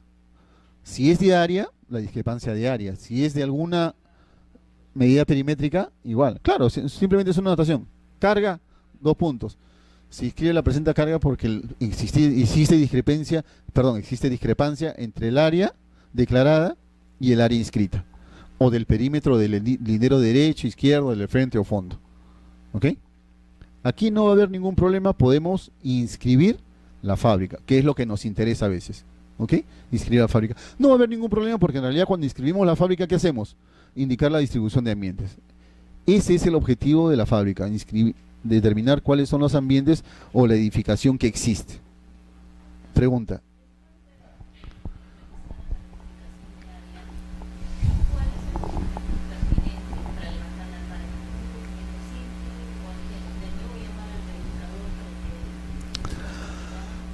A ver,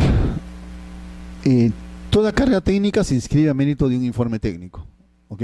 Consecuentemente, el levantamiento de la carga también siempre va a ser con un informe técnico, ¿ok? Siempre con un informe técnico.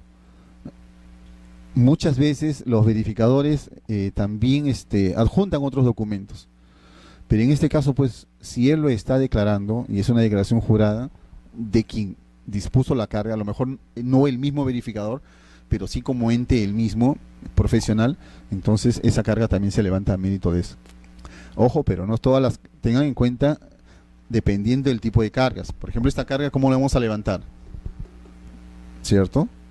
Ok, ya hicimos la rectificación, pero ya hicimos y ya inscribimos la rectificación. Allá, entonces paralelamente, toma mi informe técnico, levántame esa carga. Está bien, el fundamento legal a lo mejor es que ya hice la rectificación, pero necesariamente el documento que va a dar mérito a esa inscripción va a ser el informe técnico. A ver, otra pregunta.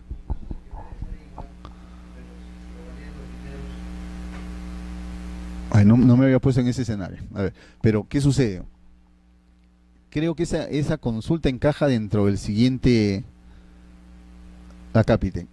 Dice, si el área del terreno es superior a la registrada y no existe superposición de áreas, podrá solicitarse la anotación preventiva de la fábrica, la misma que tendrá de vigencia de 1 año prorrogable a 1 año más. Así es, efectivamente. Pero ¿qué es lo que sucede? En el primer caso, la norma te habla o se pone en el escenario de que el área o los linderos sean menores. Pero si esto ya se mueve, por eso digo, si los linderos se están moviendo, no sabemos si estás afectando el derecho de tu colindante. Ah, entonces, acto previo, ¿qué es lo que debe hacer el registrador? Remitirlo a catastro. El detalle es, ¿contiene nuestra documentación técnica de declaratoria de fábrica suficientes elementos técnicos para que catastro pueda emitir un informe? La respuesta es no. Lo que pasa es que nosotros, para poder determinar si existe o no superposición de área, ya esos planos tienen que haber sido levantados en coordenadas UTM, por lo menos, para ver si es que hay desplazamiento o no hay desplazamiento, o si hay superposición o no con tu colindante. ¿Ok? Entonces, previo informe de catastro. Sí, te escucho.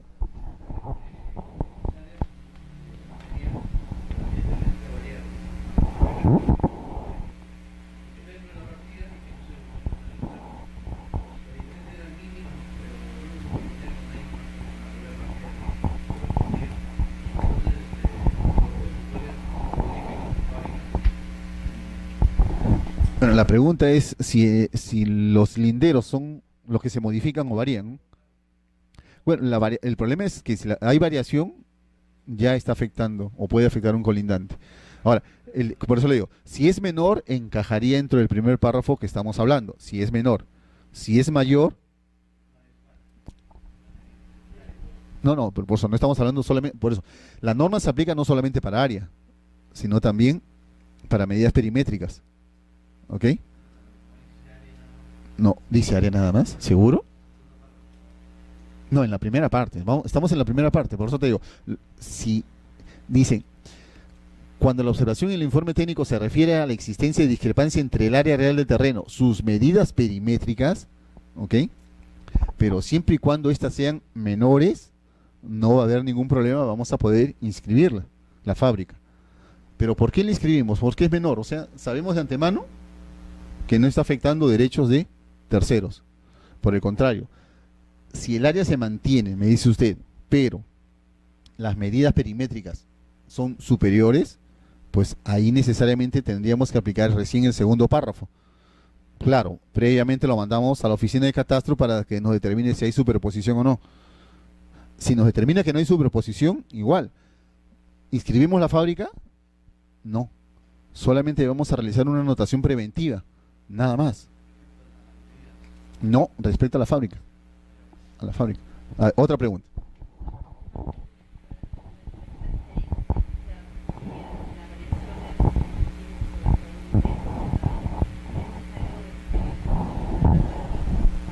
Yo creo, independientemente de la variación, si es mayor o menor, igual va a catastro. Igual debería ir a catastro. No podríamos determinar. En este caso particular, creo que las tolerancias no son aplicables. Perdón. Y claro, lo que sucede es cuando nosotros estamos regularizando, en términos generales, las medidas que se establecen deberían de ser las exactas. Si existe una diferencia de más o de menos, independientemente de la cantidad, surgen estas normas para poder determinarlo. Ahora, las tolerancias, independientemente de los CUC y todos estos temas que son bastante enredados, y que se aplican en el ámbito de registro, están supeditadas a las compraventas y a las hipotecas. A las inmatriculaciones no. ¿En qué sentido? Que, por ejemplo, si mi partida aparece en 100 metros cuadrados, no recuerdo ahorita los porcentajes exactos, ya. Y supongamos que en la escritura pública puse 100.05, de frente se inscribe mi transferencia, no hay ningún problema, porque yo estoy aceptando las medidas de la partida registral. Entonces el registrador va a decir, uy, pero está excediéndose en 5 centímetros cuadrados más. Sí, pues, pero la norma te establece tolerancia que tú debes aplicarla. En el caso de la hipoteca, igual.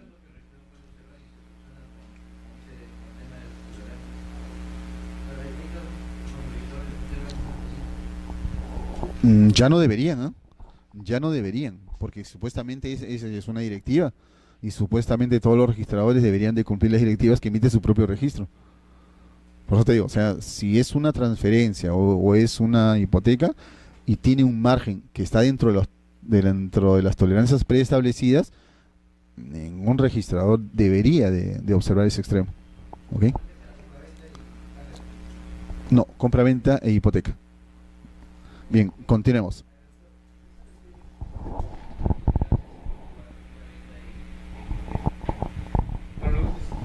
Perdón, a ver.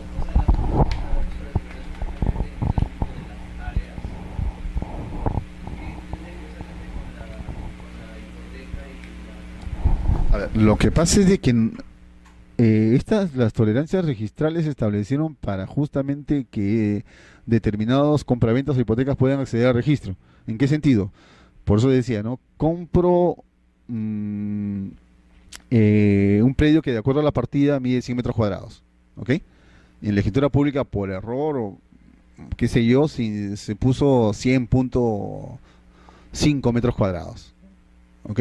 Ahí te establece la norma que tú puedas acceder al registro sin necesidad de hacer una rectificación, pero el área que va a prevalecer es la que consta en tu partida registral, ¿ok? No, pero en matriculación no se aplican tolerancias. Ya, no, incluso hay precedentes, si no me equivoco. Hay precedente ya de que no se aplican las tolerancias catastrales para las inmatriculaciones. Ujú.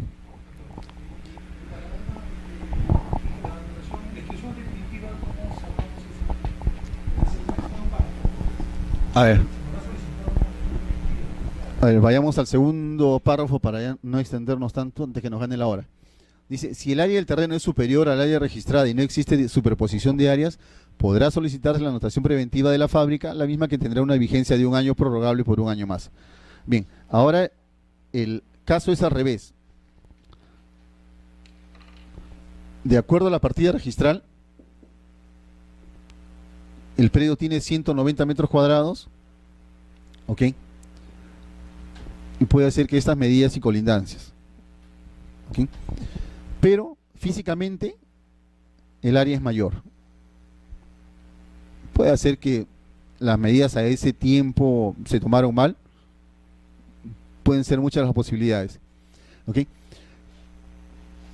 ¿Qué es lo que se pretende? Lo que se pretende es realizar de todas maneras una inscripción, aunque sea en forma preventiva. Pero para esto necesitamos un requisito previo, el informe técnico de catastro. ¿Qué nos tiene que decir el informe técnico? Que no existe con estas dimensiones nuevas que se están declarando, superposiciones con los colindantes.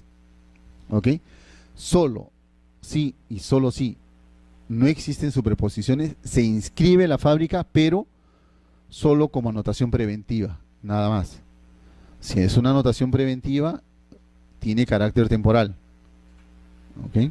No es definitiva.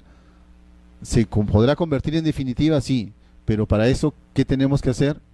Otra vez recurrimos a nuestra rectificación de área. ¿Ok? Realizamos nuestra rectificación de área y recién podrá convertirse en definitiva. Bueno, con un año es creo que tiempo suficiente para que en vía notarial se pueda realizar una anotación, perdón, una rectificación de área.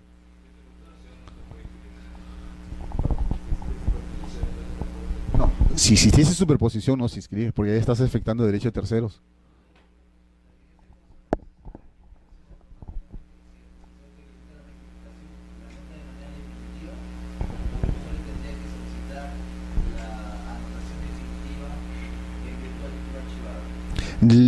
Lo que pasa es de que ten en cuenta de que de oficio no hay ninguna inscripción, salvo las rectificaciones de oficio, valga la redundancia, son las únicas que se inscriben de oficio. En este caso igual tendría que haber rogatoria del parte del usuario, basta una solicitud simple para que esa anotación preventiva se convierta en definitiva, porque ya se cumplió con el requisito previo, ¿cierto? El requisito previo, ¿cuál fue? La rectificación de tu área. Y la rectificación de área, ¿qué contiene? Los mismos datos que tiene en tu fábrica ahora. Entonces ya no existiría ningún obstáculo para que la fábrica se pueda inscribir. ¿Ok? ¿Alguna duda? ¿Alguna pregunta? Creo que yo soy el que más les pregunto, pero ustedes no quieren preguntar. Yo creo que sí. Yo creo que bastaría con una solicitud simple. No, no, porque toda la documentación ya está ingresada. Efectivamente, toda la documentación está en el título archivado. Claro, pero todo acto necesariamente se escribe a través de una rogatoria. Porque te imaginas que un registrador convierte en definitiva de mutuo propio si no existe ninguna norma en cual él se ampare o se sustente. No. De acuerdo a la normatividad registral y al TUO, al Reglamento General de Registros Públicos, todo acto se inscribe a pedido de un usuario, salvo las rectificaciones, como les voy a repetir, que el registrador encuentre alguna rectificación, algún error imputable al registro, procedería a la actuación de oficio, generar el asiento y hacer la rectificación, pero caso contrario, creo que no. ¿Alguna duda? Siguiente. Bien, llegamos a nuestro asiento. ¿Recuerdan cuando estábamos hablando de los rubros de las partidas registrales? Bien, vamos a inscribir nuestra fábrica, ya estamos listos para inscribirla y vamos a proceder a inscribirla pues en el rubro B, ¿no? Descripción del inmueble.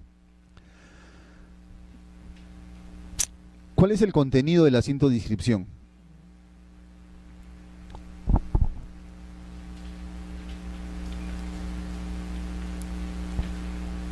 El asiento de inscripción deberá contener necesariamente la distribución de ambientes, el área techada por cada piso, el área libre del primer piso, la fecha de finalización de la obra, el monto de la valorización y el nombre del profesional que interviene en la declaratoria de fábrica. Todos estos datos ustedes los van a encontrar en el asiento de inscripción de la fábrica. ¿Ok? Todo esto es literal, no creo que aquí ya tengan algún problema, ¿no? Bien, wow, qué tal sueño. Bien, ahora, ¿qué sucede si existen discrepancias entre la memoria y el plano de distribución?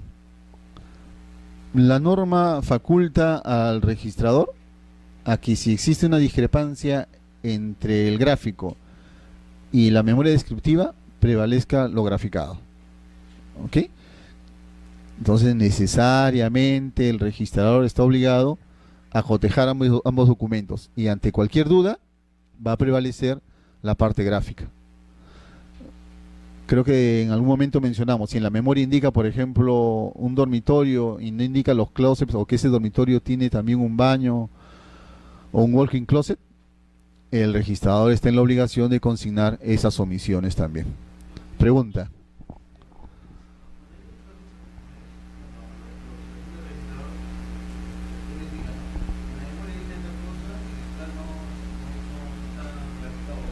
Ujú. Claro que sí. Sí, porque como te digo, para el caso de independizaciones o reglamento interno entre memoria y plano de independización, la norma no lo faculta al registrador a hacer eso. ¿Ok? Pero para el caso expreso de fábricas, la norma lo ampara. No recuerdo en este momento qué artículo es, no tengo la banda de reglamento de predios. Es el 78, si no me equivoco, el 78 del reglamento de predios. Te establece expresamente que entre discrepancias entre memoria y plano, prevalecerá las indicaciones de la parte gráfica.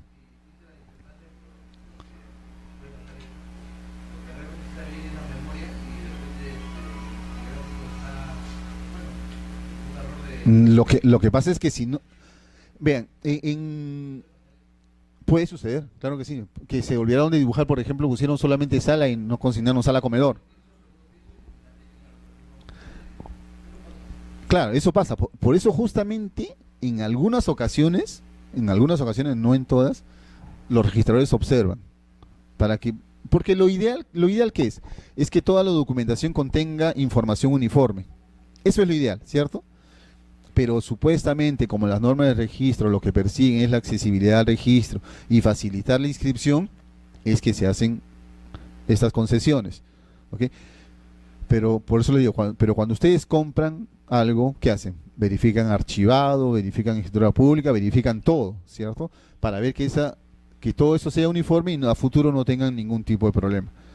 Pero, a veces hay muchos profesionales o muchos usuarios o muchos abogados que ellos lo que quieren es que no quieren la seguridad jurídica, quieren que se inscriba. Yo quiero que se inscriba. Ese es mi objetivo. ¿Por qué? Porque una vez que ya esté inscrito y terminado el proceso, ¿qué hago yo? Paso por caja y cobro. Pero como les vuelvo a repetir, si nosotros somos buenos profesionales, deberíamos de tratar de que la documentación tenga el suficiente sustento como para futuro no pueda ser cuestionada. Esa es la idea principal. ¿Ok? Bueno, en todo caso, la norma faculta a que si existen discrepancias, pues prevalezca la parte gráfica.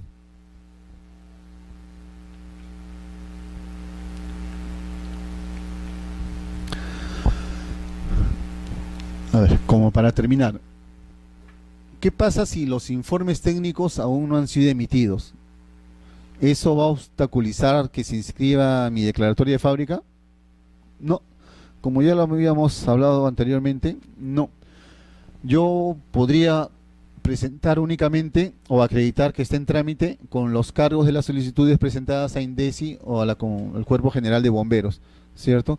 En el caso de INDECI no solamente la solicitud, sino también el recibo del pago realizado. Los bomberos no, porque ellos no cobran supuestamente.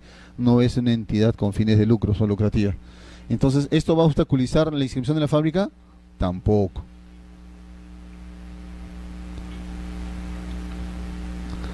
Y con esto terminamos.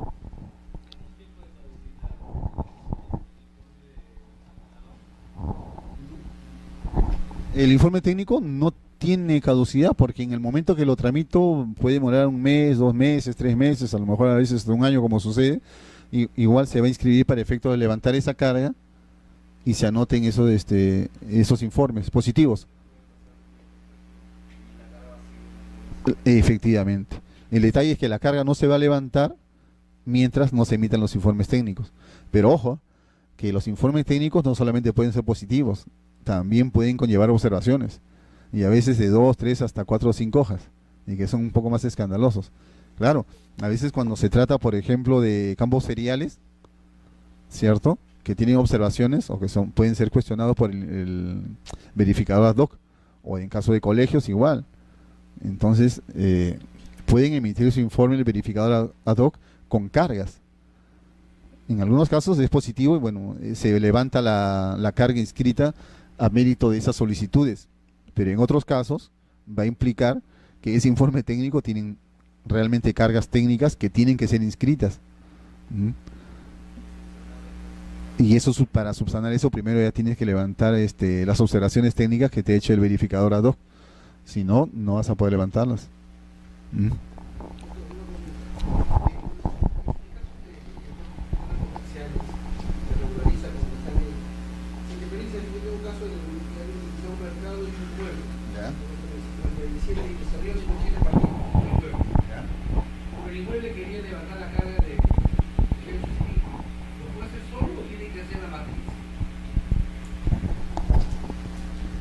A ver, la pregunta es,